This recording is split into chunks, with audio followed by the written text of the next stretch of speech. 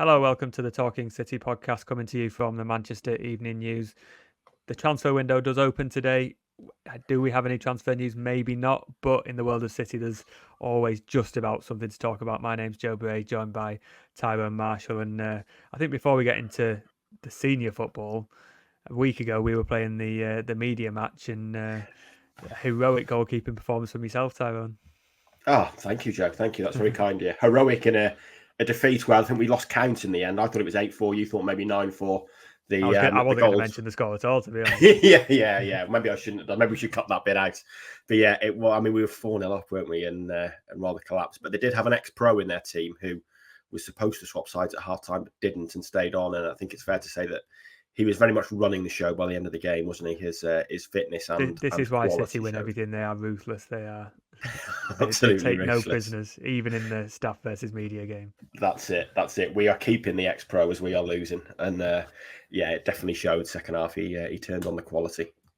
I think the fact that a week on, I'm still feeling twinges and sort of pains here and there shows that it tells you how that second half went.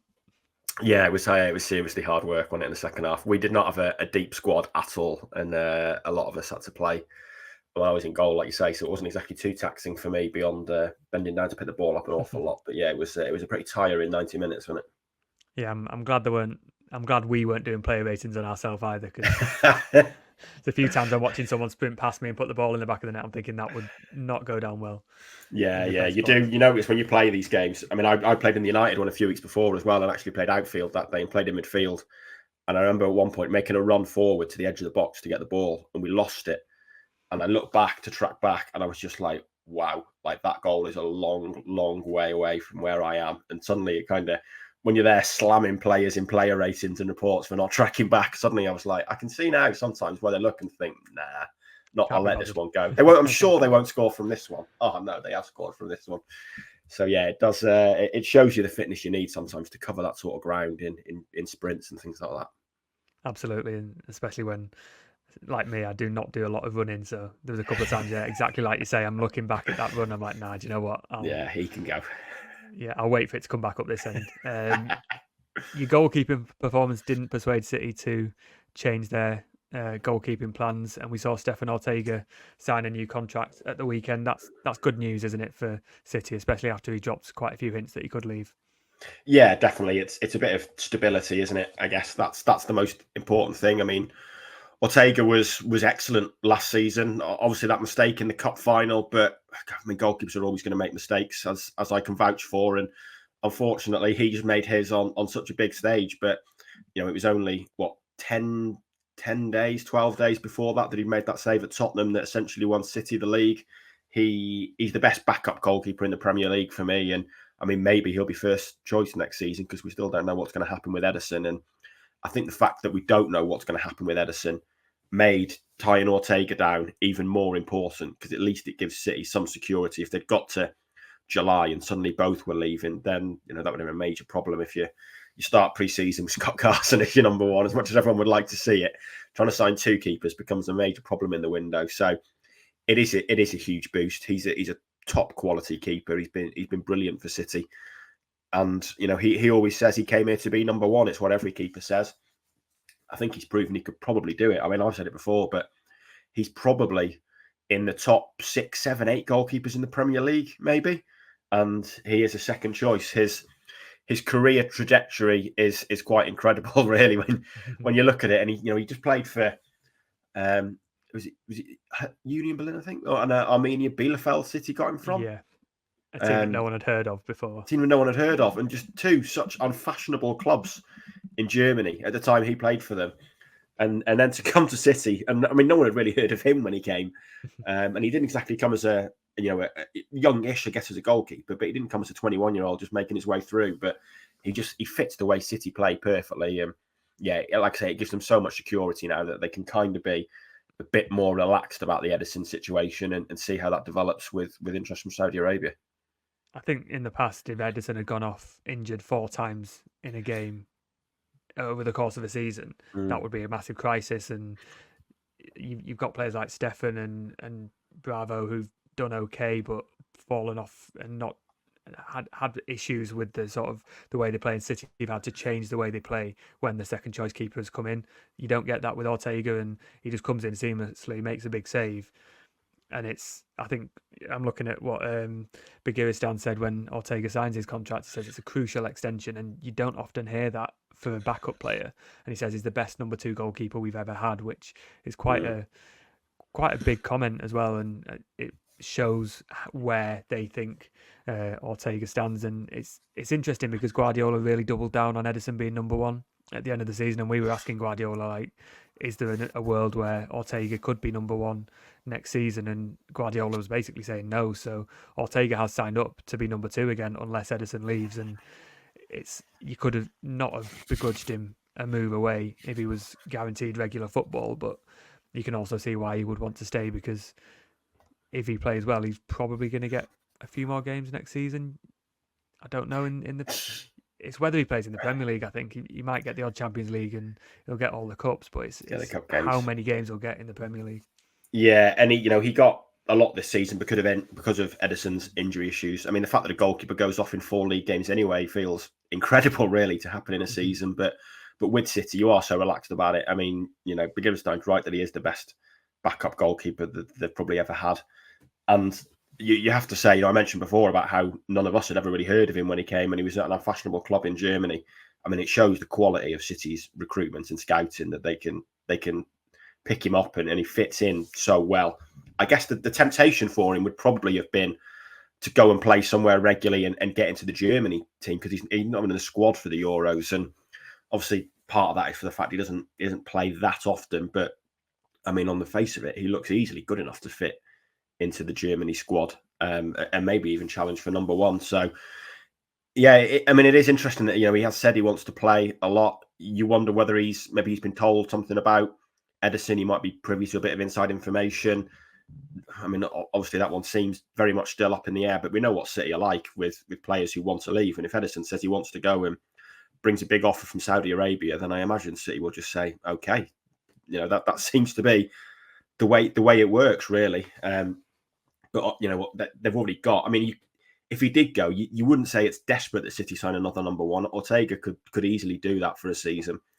And just like, I imagine, obviously they've got kind of Scott Carson for the hijinks and the number 3 goalkeeper, where you essentially just to be a decent goalkeeper and good around the lads and good in the dressing room. And Scott Carson's great at that. But I imagine Ortega's pretty similar too. And he seems to have settled into life in Manchester pretty well. I mean, he did an interview last year. We spoke to him in the mix zone after one game. He did it before the cup final, where he was speaking about how when he signed for the club, he went for a pint in Manchester, and how he loves a beer and has got into Sunday roasts, and his daughter's got into baked beans, and clearly just has embraced kind of a Manchester in the northwest. He was talking about where he goes on his days off in Cheshire and things like that. So a really sort of interesting character, and talks a lot about kind of what he does off the field, and came across as, I mean, kind of unfootballer like, but that is a bit of a stereotype. But you don't hear many footballers talking about that kind of stuff. And he was talking about like National Trust places he goes on days off and stuff like that. And it was quite interesting. He is clearly very settled in Manchester. I mean, he had said that they've got another child due in a couple of months, I think, and he had said that might swing them to going back to Germany. But obviously, they've decided to stay in Manchester. They've already got a child in school or nursery here, I think. So he is settled, and maybe he's aware that this could be a big summer for him, and he gets a chance maybe to be that number 1 next season. That's nice to hear, isn't it? When we hear about Bernardo wanting to leave, which is fine because he's used to the climate of Portugal, and we hear about Gundogan's partner slagging off the restaurants in Manchester. It's nice to hear someone come over and sort of embrace themselves and really get involved. But I think what Ortega gives you is time. If Ederson leaves this summer, you've got time to get a proper number 1 over the next 1 or 2 transfer windows. If Ederson doesn't leave, you've still got that time, and you know that if there's an injury, you've got a more than capable backup goalkeeper as well. And I do think it's one of the more important signatures that City will get this summer, because the goalkeeper department is pretty much looked after now. Ederson might throw a spanner in that works, but even still, like you say, they can go the season with Ortega, and they'll be absolutely fine in doing so. And he knows exactly how to play and exactly how to be a City goalkeeper. if you lost Ederson and Ortega, or even if you lost Ortega as number 2 and you had to find another number 2, you lose that bit of security. So I think getting that done and getting it done early was an important one Definitely. for City, especially after Ortega came out a couple of months ago and said he could leave, and it feels like there was a bit of panic, and Guardiola was not very happy, not happy to hear it, but just not happy at the prospect of losing Ortega as well. So no, it does feel like one that they are quite happy to get done. We've heard from Guardiola this week. He's speaking at his golf tournament in Spain. We don't often get many sort of really insightful comments, but with it being in Catalonia, he was asked about a couple of Barcelona questions. He said he would never go back to Barcelona as manager. We've heard that before, but it's confirmation of that as well. He said Bernardo, there's not been an issue, and again, if anyone wants to buy him, they've got to present an offer. Not new information, but a sort of a reminder to Barcelona that if you want Bernardo, he's going to cost you a lot of money. I thought the more interesting one was João Cancelo, that if he said if Cancelo doesn't have a deal lined up, he will be back in pre-season, and he could face a second pre-season in a row where he faces the team that he's just been on loan against, because City face Barcelona and Orlando in the summer. So would you welcome Cancelo back? It's a bit of an odd one, because do you sanction another loan? Do you look to sell him? Barcelona probably can't afford him. It's a situation that last year you could say, like, just loan him out again, but this year you don't want it to drag on anymore, really. No, you don't. And it feels like bridges have been burnt pretty spectacularly, really, doesn't it, between Cancelo and Guardiola and Cancelo and City generally. But it's a difficult one, because both of those players you mentioned, Barcelona are the club that's interested, and they haven't got any money. They still act like this big club in the transfer market, and Xavi talking grandly about the players he wants to sign, and Kimmich being mentioned. They can't even register the players they've got, never mind sign new ones. And I mean, with Bernardo, it's been a strange sort of dance between all those parties in recent years, because Bernardo's been making it clear he wants a new challenge for about 4 years now, and he clearly wants to go to Barcelona and wants to play for Barcelona. But Barcelona just have not got the money to sign a player like Bernardo. And the Cancelo one now, I mean, I think they had Cancelo and Felix on loan last season, didn't they? And the talk seems to be that Laporta would probably like them back. I don't know whether Xavi wants them back. I don't know. Certainly Felix didn't seem to have a massive impact. But like I say, they've got to make it work financially. And at the moment, they don't seem to be anywhere near being able to do that. And it does present City a problem, because I can't imagine there's any way Guardiola wants Cancelo back around the squad. We know, he left in the first place because of how much Guardiola puts on, like the balance of the squad and people having the right face, as he always says, and the right mood when they aren't in the squad. And Cancelo just doesn't tick that box. When he's not playing, he's fuming. And we've seen in some of the interviews over in Barcelona that he's been pretty critical of City and Guardiola, really. So I don't see any way he they almost can accused really Guardiola of lying, didn't he? Yeah, he did. Yeah, you can't come back from that, surely.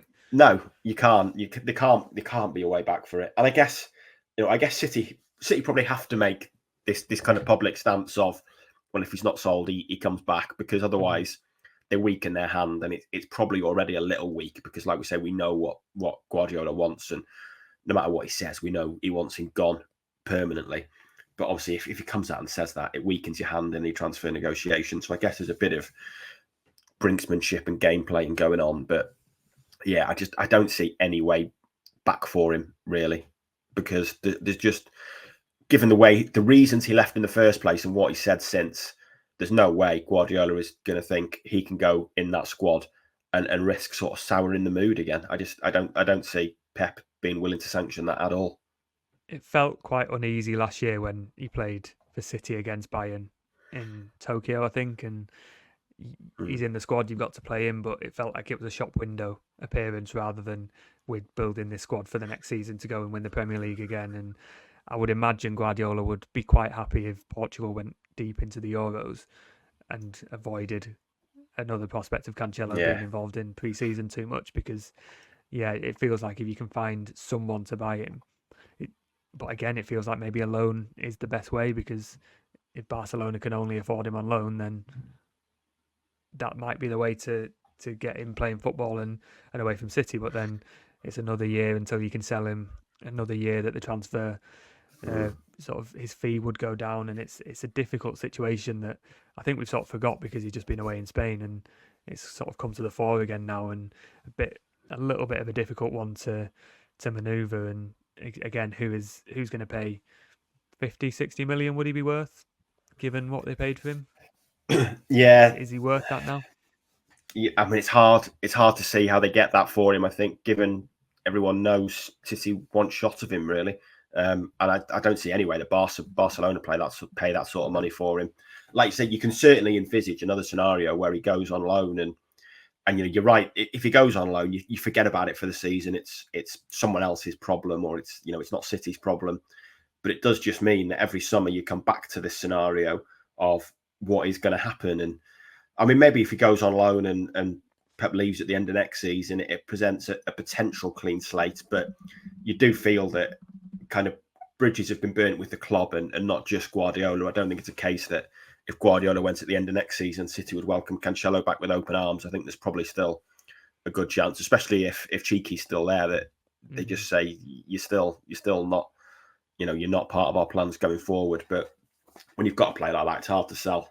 It's hard to sell them. And this is an issue that's facing every club now. But the transfer market seems to be in such a poor state beyond English clubs that it's just so hard to move players on in Europe, because so many of those big European clubs don't have the money to spend anymore. Really, they don't have the big sums to spend, and that's why we've seen over recent years City selling more and more players to their Premier League rivals, because kind of has to be the way now, because that's where all the money is. But there doesn't seem to be any interest in Cancelo from Premier League clubs, so it does make doing a deal difficult, and it is one you can kind of see dragging on at some point. At some point, I imagine this pre-season he is going to turn up with City, whether that's in the States or whether that's back here. You can see him, whether he plays or not, I don't know, but you can certainly see him being back amongst the group and in training before any kind of conclusion is reached.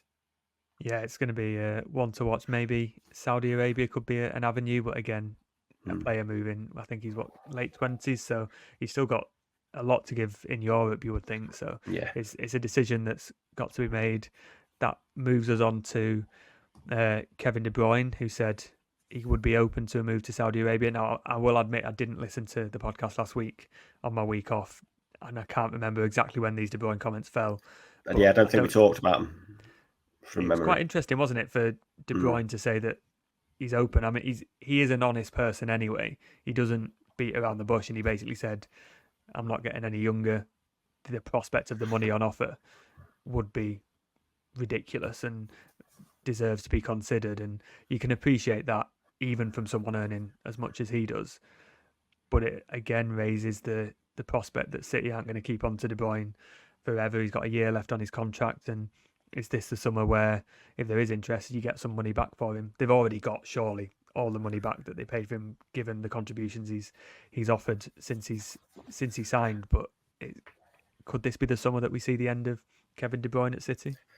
It's got to be a possibility, hasn't it? And it's nice to finally hear a player say, "I'm interested to move to Saudi Arabia because they are going to pay me loads of money." It's not like, "Oh, actually, I was really sold by the Sporting Challenge, and it's a great chance to build this new league up." It's like, no, they're going to pay me swimming pools full of cash, and at my age, that's a nice retirement plan. So yeah, and De Bruyne was probably always going to be the person that was going to admit that. And I'm sure the league is improving given the quality of players going there, but let's make no mistake, the financial packages on offer are the primary reason so many players are heading there. And there has got to be a chance De Bruyne does go. I guess he's the clubs over there, I'm sure, would love to sign him. He's one of the biggest names in world football still.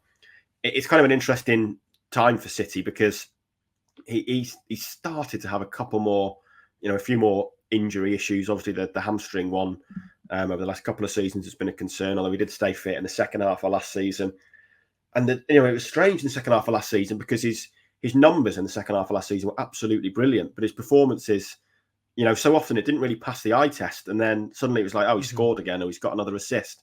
And then you'd watch him in big games and think, God, he's not influencing this game at all. And then he'd pop up with really key moments, or like I say, another big assist.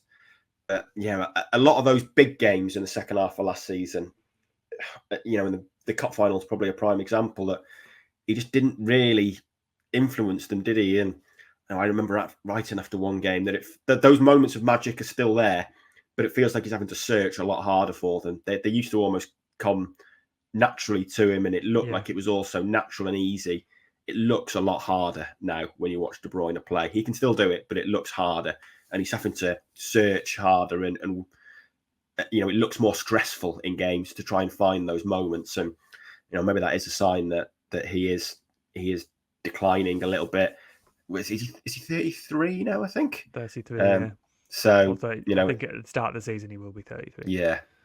So it does happen at that age that you can start to find the game a little bit tougher, and maybe he's aware of that and thinks now's a good time to leave. City are probably aware of that and think if he wants to go, he can go. The challenge is obviously going to be to replace him. In a way, you've kind of got a replacement in Foden who could just get the keys to the car essentially and start running the show from that position. But you'd still need a De Bruyne replacement. Obviously, Bruno Jimenez is someone who's been mentioned an awful lot. But it'd be so hard to replace. And in a way, it would kind of be a shame that he leaves in that manner, really, that he doesn't get a proper end of season send off. We didn't know at the end of the season he was going.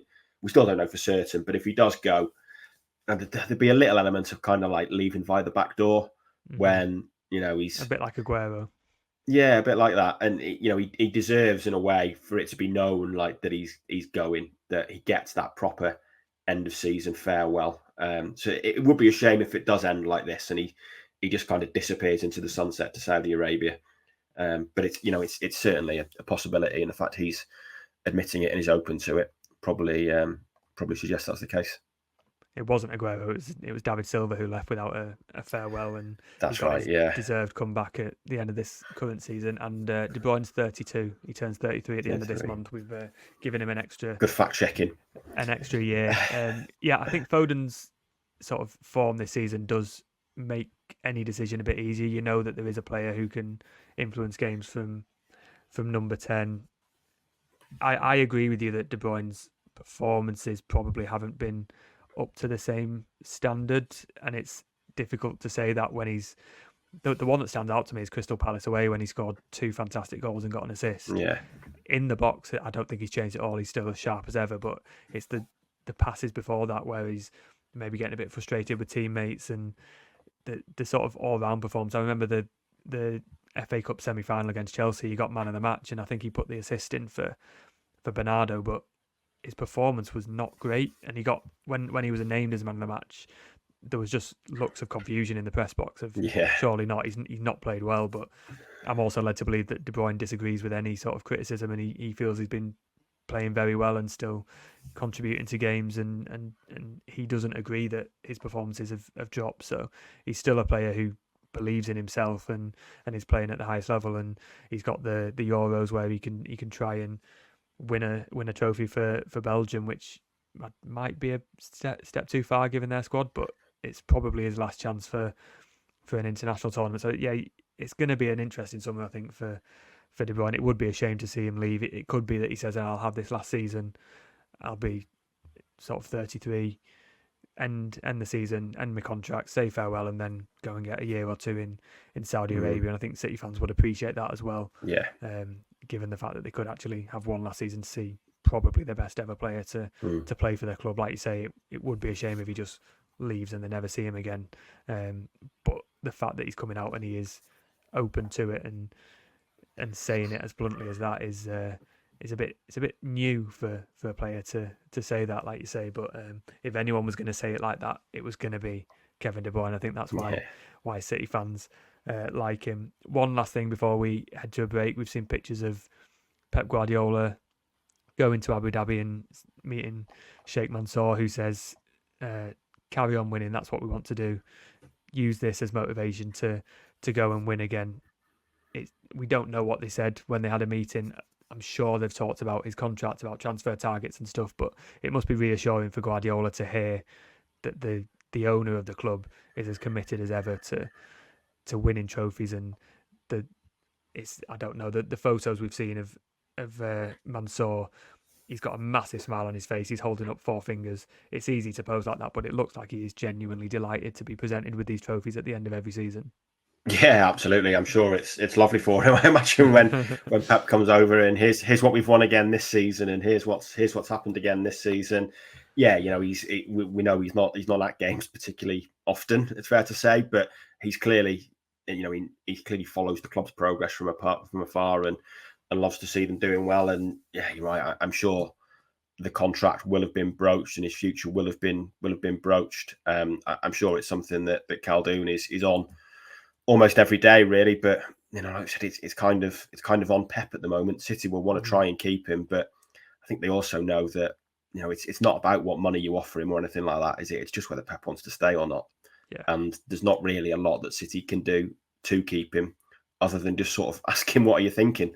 And that's kind of it, really. So it's going to be it's kind of going to dominate the first half of the season in a way, I think, because he signed a couple of contract extensions around November time previously, and it's been a time when he sometimes makes a decision on his future. So I think it is going to be a pretty hot topic leading up to Christmas. And I guess the longer it goes without him signing an extension, and we're not expecting him to sign one anytime soon, it kind of pushes us closer, I guess, to the idea that he might well leave at the end of the season. I think it was 2 years ago where it was around the World Cup break that he went to Abu Dhabi and he had the conversation and he decided. I remember up until then, every single press conference was variations on, "Are you happy here? Do you feel challenged?" It wasn't, "Are you going to stay?" but it was just different variations on the question to try and get any insight into his mind. And then suddenly he has a break and he has a chat and he decides it for himself. And I think that will be the same thing. But if it goes past the new year, then you've got to start looking at replacements. And I think Liverpool have shown it's not as easy as just picking who you want. You need time to pick a successor to such an influential manager. But you would think that conversations like this, because we know they don't meet too often. Well, publicly, they don't release information of the meeting too often. So these meetings must have a bit of input into the thinking. But yeah, you just love to be a fly on the wall, wouldn't you? And on that meeting Absolutely. between Guardiola, Mansour, Khaldoon, Cheeky, and Soriano, just what are they talking about? What are the thoughts on all the charges, all this? And we'll never know. But if the documentary cameras were there, that'd be a good one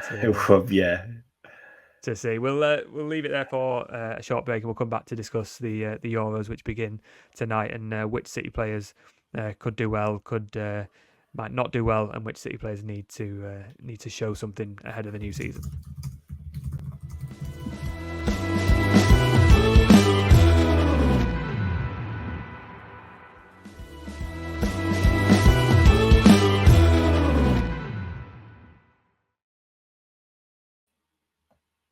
Welcome back to the Talking City podcast. Now, we've had a few weeks off football, and now football is back in terms of international football. It's Scotland versus Germany tonight to kick off the Euros.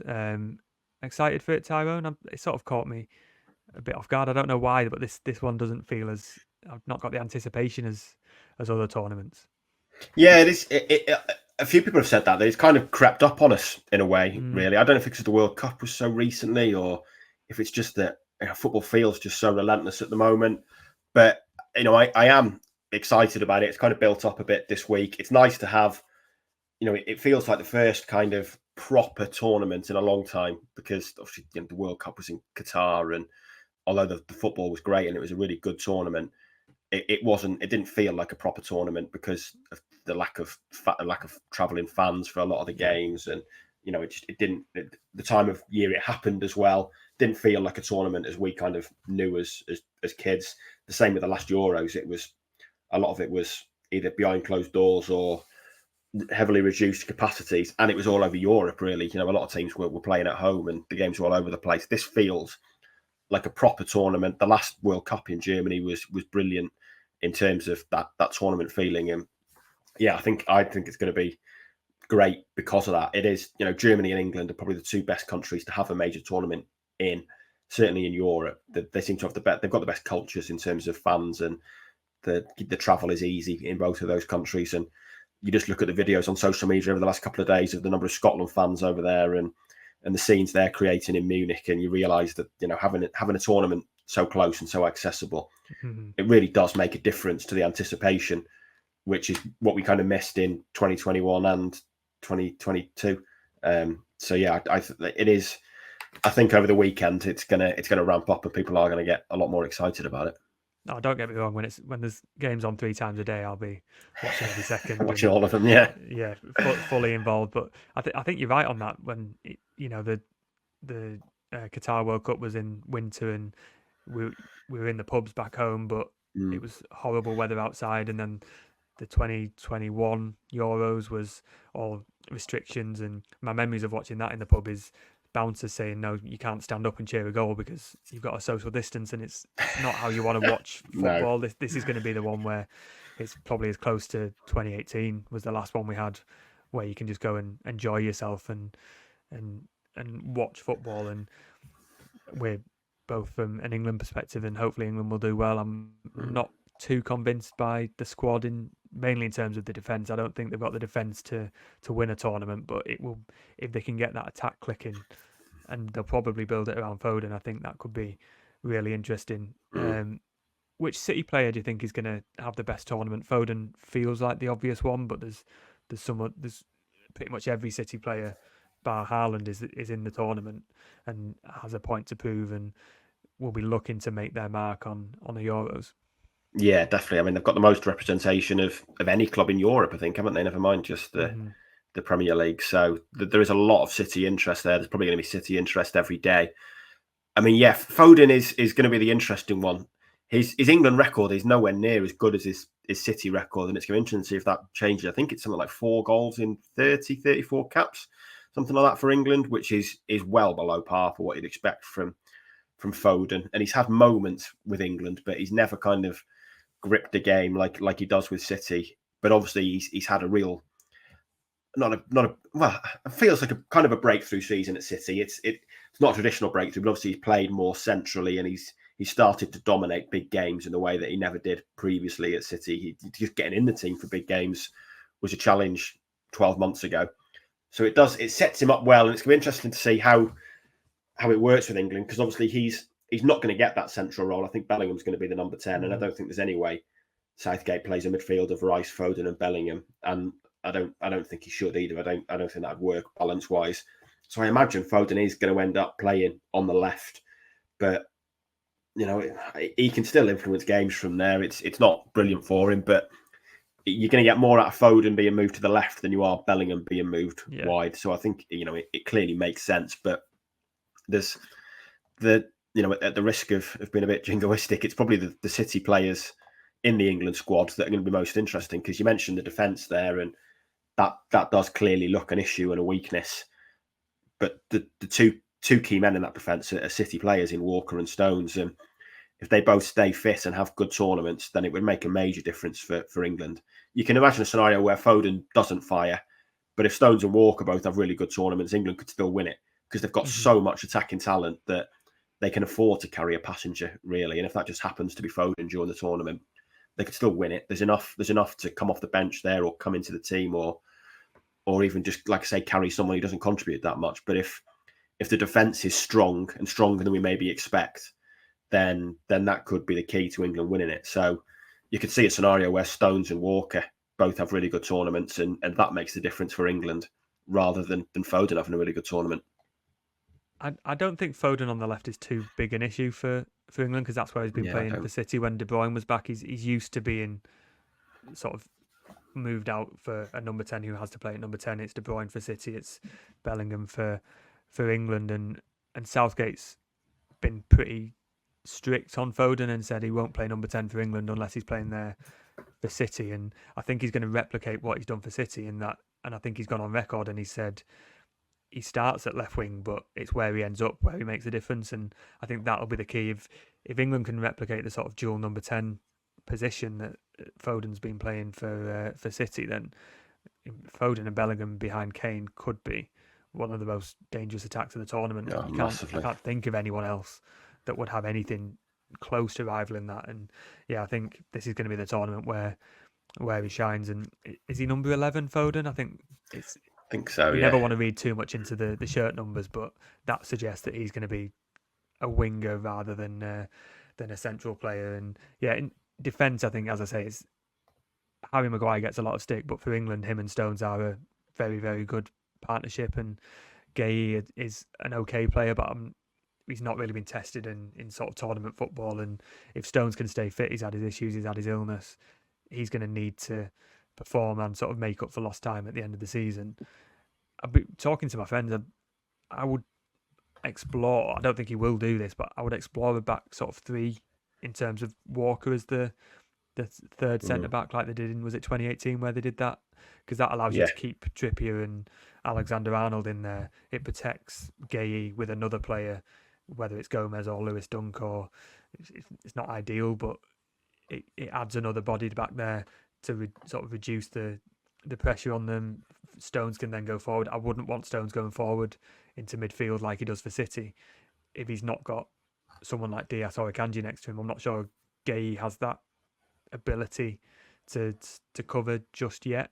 So I don't think he will do a back three sort of with wing backs, but I do wonder with all the personnel whether that's a better way to sort of cope with it. But we'll see. I'm also looking at the opponents. I'm not expecting quite a high scoring group stage.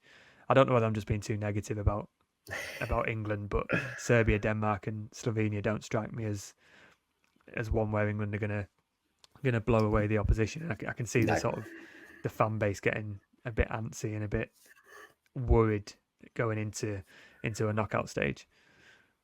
Yeah, I agree. And I mean, maybe the back three would work, but I just can't. I mean, can you imagine Southgate lining up with the back three on Sunday? There'd be an absolute outcry, wouldn't there? This is it as well. Like it could be a practical decision, but it's not a popular decision. No, it was his chances of managing Man United no good at all if he suddenly switched to a back three and went defensive. And I think there's a good chance he'll play Alexander Arnold in midfield, to be honest. And I think that's probably a good call in international football. Well, he's number 8, so that supports. Yeah, it suggests it, doesn't it? And when you're getting a bit more time on the ball, which you tend to do in international football, you're not going to be pressed as much.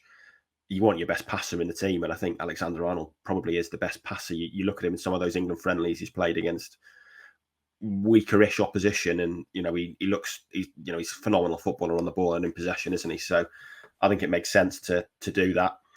It's going to be interesting, especially the Serbia game, because I think Serbia can be quite attacking, and in Mitrovic they've got someone who could really cause England problems defensively, because Maguire's definitely a loss, and you lose that aerial ability as well. And Mitrovic could certainly cause Stones and Gueye problems when Tadic is swinging in crosses and Serbia is swinging in crosses. I mean, he scored loads of goals this season in Saudi Arabia. How much we read into that is hard to tell, but he's done it in the Premier League, just the season before last. So he is a quality striker on his day, and he's a real physical, almost a bully of a striker on his day. So I could see him causing England problems, and does make that first game pretty interesting. But I mean, I think England have got a great chance. I've said it in the previously. I think they were the best team in the last World Cup, and I know they went out in the quarterfinals. But the best team doesn't always win these tournaments, and the defeat to France was so unfortunate. When you think England, Kane missed a penalty, which happens so rarely. The winning goal was a deflection in off Maguire. The first goal was an absolute screamer. England were the better team for me in that game and probably win it 6 times out of 10, maybe. And they lost it because it's a low-scoring sport, and these moments of luck make a bigger impact in football than they do in some other sports. But I thought they played good football in that tournament, and they've still got a great chance of winning it. I think that defeat to Iceland maybe it'll do them a favour, because, like you say, it's certainly lowered expectations, I think, at the moment, hasn't it? Because it was such a flat, uninspiring performance that no one's really expecting that much now. So maybe it's done them a favour, but I still think there's every chance they go pretty close. You'd like to think it would be semi-finals at the least. Yeah, definitely. And I always think with Euros as well, you've not got Brazil and Argentina and countries like that in the mix for obvious reasons. But it's, in theory, it's easier to get further, and they navigated it quite well in the last Euros, and we'll be looking to do that again.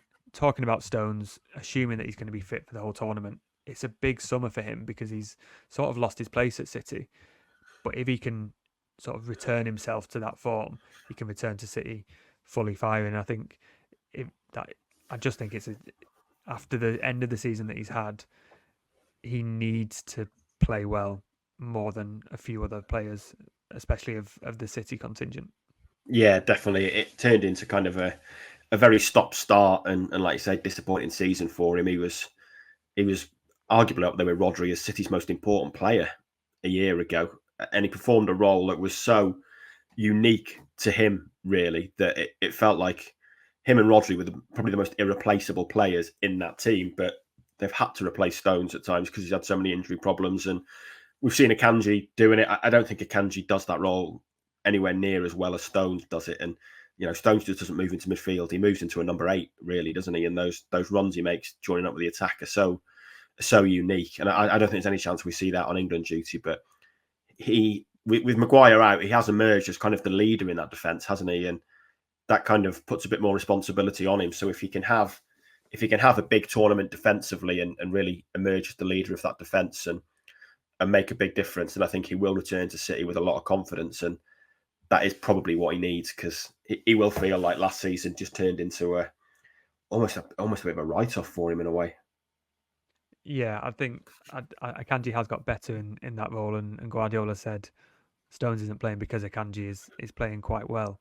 But yeah, it's just injury, and even this in the build up to the Euros, he's been injured for a bit. He picks up a knock in the friendly and has to come off at half time. Then he's having to be quarantined because he's got a sickness bug, and it just feels like he hasn't got a run. And if he can have, is it up to 7 games you play in the Euros? If he can have that, and then he can come back to City, I just think it could do him a world of good. Probably more so than a positive pre-season would have. And yeah, I'm looking at the groups now. Is there anyone you think might struggle or might have a disappointing Euros from a City perspective?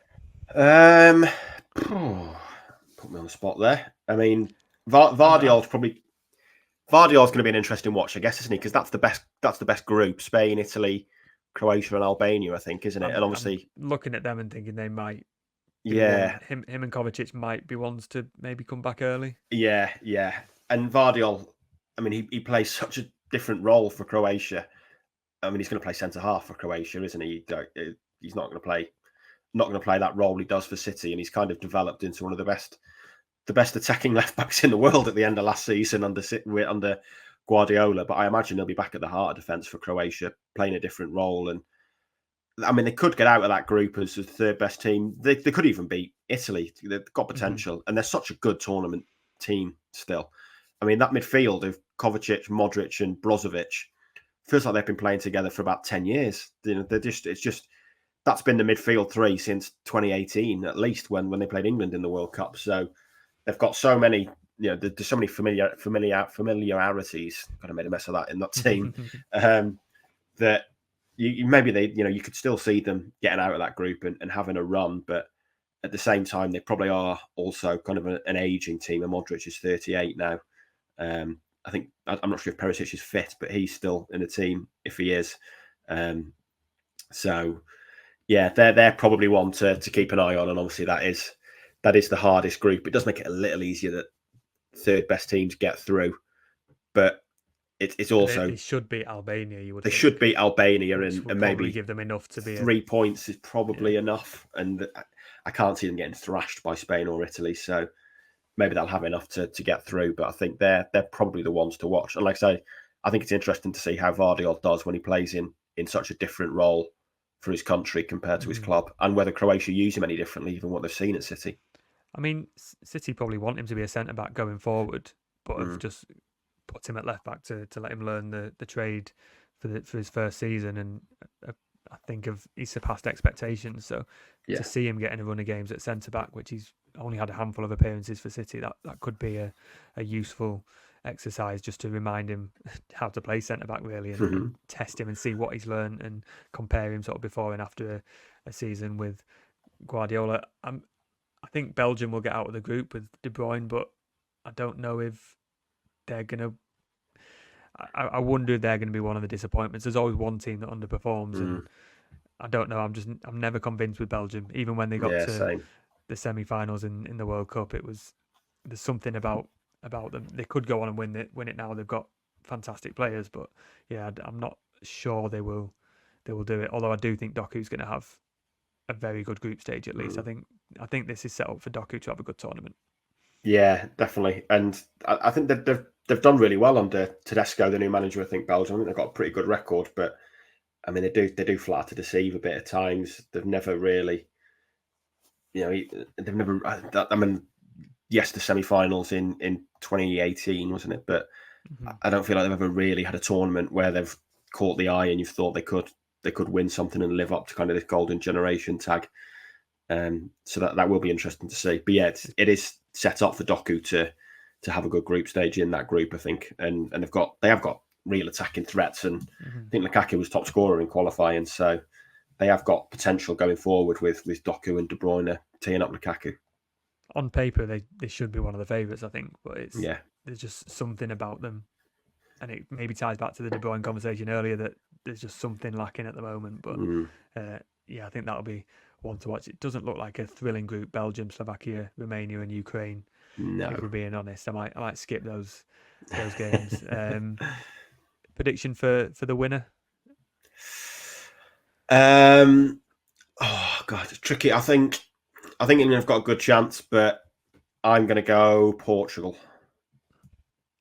Yeah, again, Portugal on paper should be winning it. There's something telling me no. I think Spain could be I know they've not had a great few years, but I think they've got a team now that isn't necessarily full of big players, but they seem to do very well. And I just think France have the big players that I think they will. They're my favourites, I think, and France. They're just so underwhelming, France. I find for the quality of players they've got, they can just be so boring to watch and just too. They win. They don't win games in the style you want them to win games. I think, given the quality of players they've got, and a lot of that's probably because of who the manager is. But yeah, I mean, on paper, you look at that squad and it ticks every box, that France squad, doesn't it? I think if you're looking at all the teams to beat Germany, England, Spain, and vice versa, I think France are the ones that you would back to win more often than they lose. I think Germany, England, especially have a defeat in them. But yeah, I don't know. I'm happy to be proved wrong, and I would like England to go all the way, but I think it'll be a France or a Spain that win it rather than England. But we'll be back next week to see how England got on in that first game and how the City players have done in the opening round of games at the Euros. See if there's any more transfer talk, any more news that we're not expecting on Guardiola's contract, but you never know. The summer does like to surprise us. But for now, cheers, Tyrone. Go and enjoy your start of the Euros, and we'll be back next week to talk City and see what's going on in Germany.